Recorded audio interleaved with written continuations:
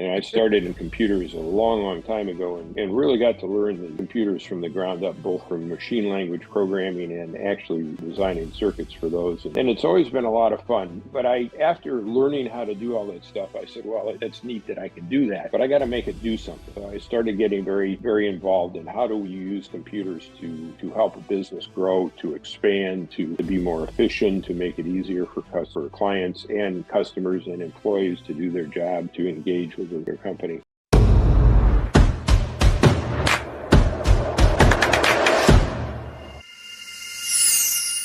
Hey guys, and welcome to the Grow IT podcast. One of your hosts here, Trey King. And today we are very excited to have our guest, Mr. Gary Erickson from Executive Search Partners. And we'll be diving into his story a bit, as well as what it is his company does. And then there's always some engaging insights into the technology industry. So make sure to stick around for this one. But without further ado, Gary, welcome. Thank you very much, Trey. Nice talking to you and looking forward to this conversation. Yeah, thanks for hopping on. Gary, if we could start, if you could introduce yourself and, just tell us a bit of background and, a quick snippet or two about of your story, please.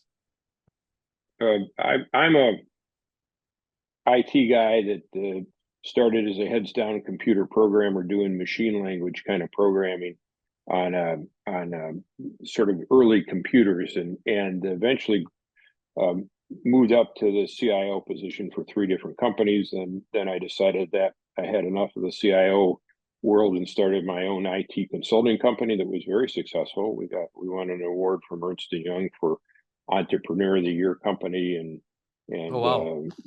Crane's Detroit Business named us one of the top places to work in Southeast Michigan 4 years in a row. And then we were so successful that somebody acquired us after being in business 6 years. And at that point, when we were turning over the business to the people that bought us, Logica, I said to them, I'm doing a couple of searches myself in the business. And they said, we don't want them. So I said, okay, great.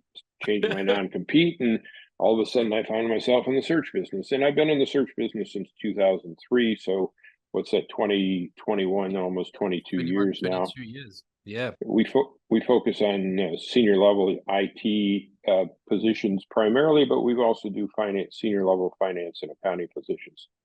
Our company is very small. It's a boutique company. We have 5 partners in the company, all former chief information officers.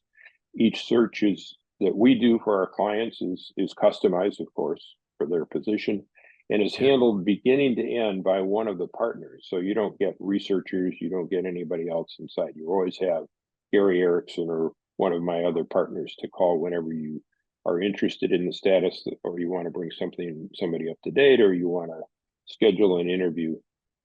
Very, very hands-on, personalized, customized service for our clients.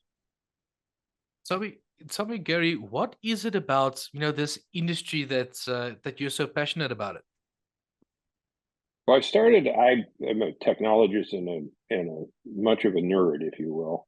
And I started in computers a long, long time ago and really got to learn the computers from the ground up, both from machine language programming and actually designing circuits for those. And it's always been a lot of fun. But after learning how to do all that stuff, I said, well, that's neat that I can do that, but I got to make it do something. So I started getting very, very involved in how do we use computers to help a business grow, to expand, to be more efficient, to make it easier for clients and customers and employees to do their job, to engage with a particular company. And that allowed me to move up in the organization, because the higher you get up in the IT world, the more you have to focus on how the IT and the computers are going to help a company run better. I became a chief information officer for 3 companies and really, really enjoyed that. And then I decided to take my expertise and fun that I was having into the consulting world. Very interesting. Tell me, Gary, based on your expertise, you've been at this for, like you mentioned, for quite some time now. What are the current market trends, that you're aware of? What winds are blowing these days? What have you been picking up?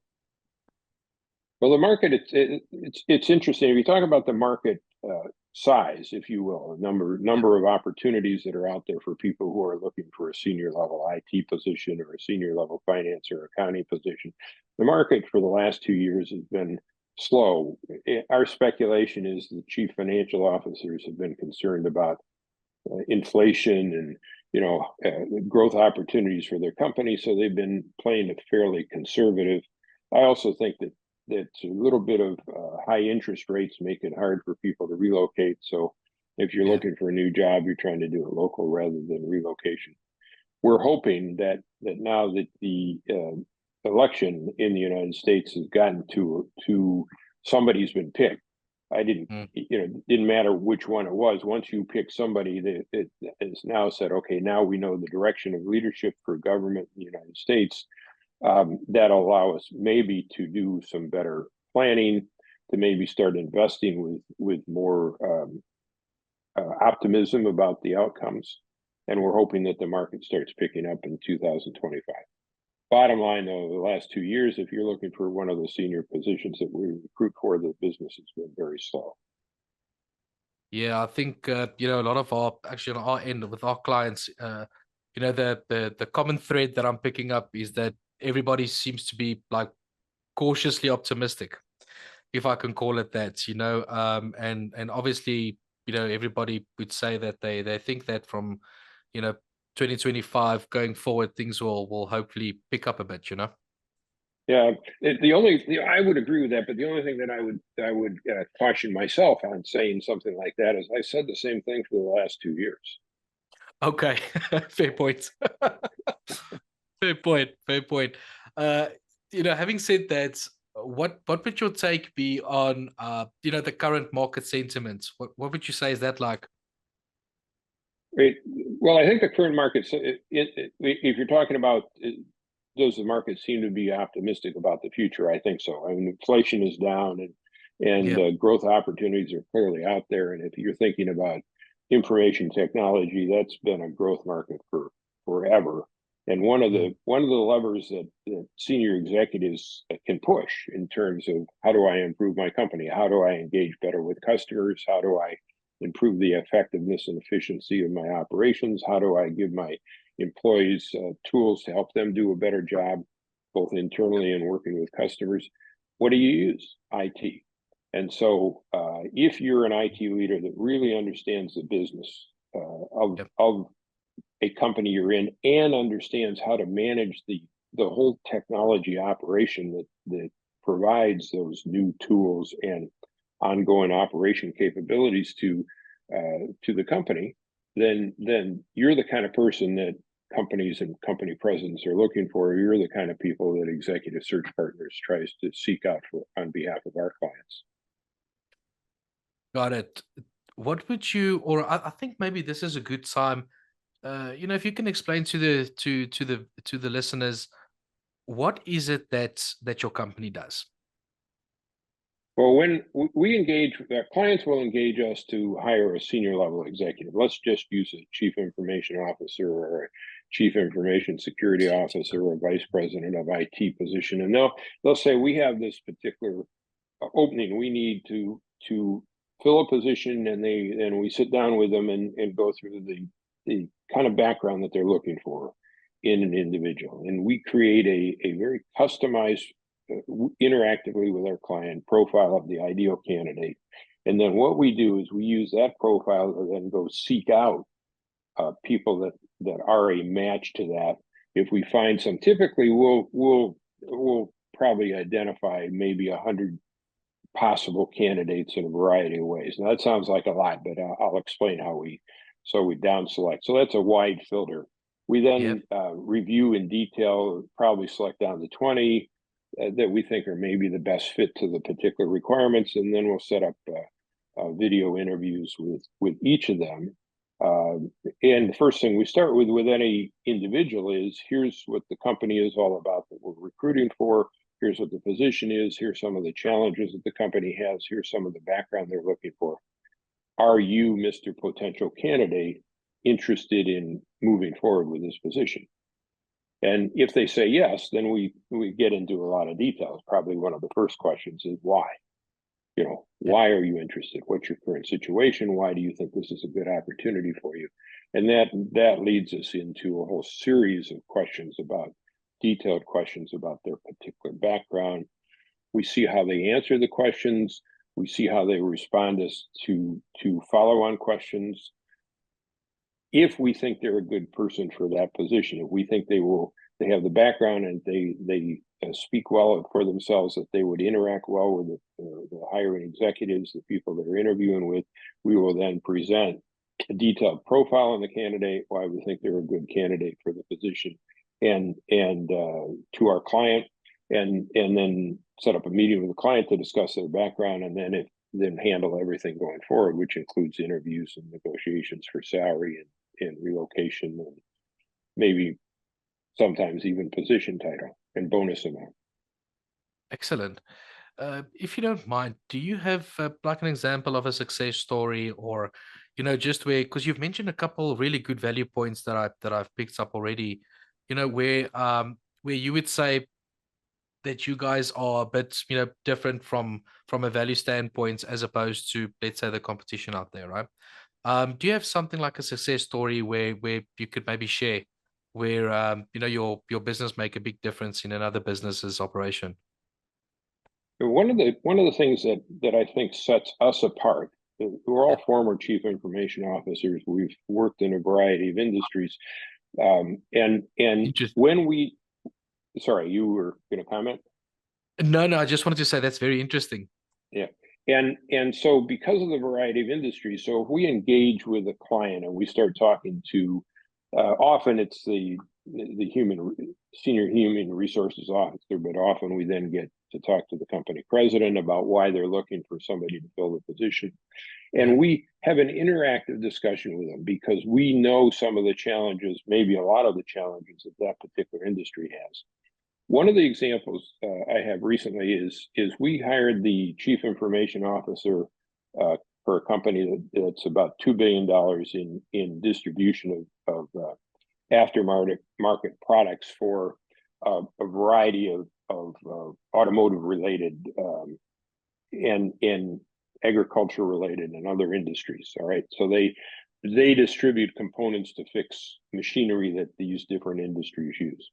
The Yep. distribution environment it can be very, very challenging. I mean, somebody has, let's say they have a tractor that is broken, they need that part right away. Well, your distribution strategy relies on a number of specific items and issues and capabilities to be able to supply that to them.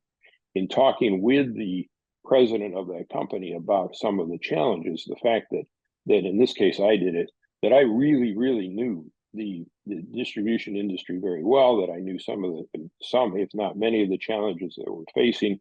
And I started leading. After a while, he got confidence that I knew his industry, and I started suggesting some of the ideas of the kind of people, Yeah. background they're looking for, what kind of other companies we might be able to look for people from, and maybe some specifics on technology background that would be very helpful to the kind of person they're looking for to fill that position. We filled the position. We got somebody that they really like. They've been there for, I think, 2 years now, and have been Yeah. given additional responsibilities. So our knowledge of the industry, our ability to offer additional suggestions about additional capabilities that we might look for in that person, I think gave them some confidence. And then we found several people for them to interview that had exactly that kind of background. And they were very happy with the results Very happy. that we produced. It now kind of makes sense to me why you guys are so successful. With those values in place. I kind of get it.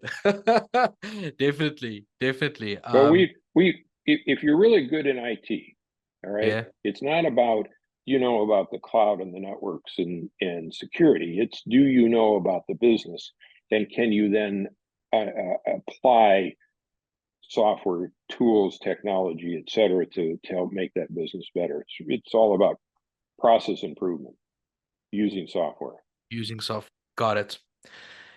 If we can maybe just take a step back, in your opinion, talking about business in general now. In your opinion, Gary, what type of mindset would you say is needed to be a successful founder of a company? Well, I founded two companies, and I participated as an advisor to a whole bunch of other companies, including a couple that I'm working with right now. Yeah. The founder of a company needs to be driven, intelligent, flexible.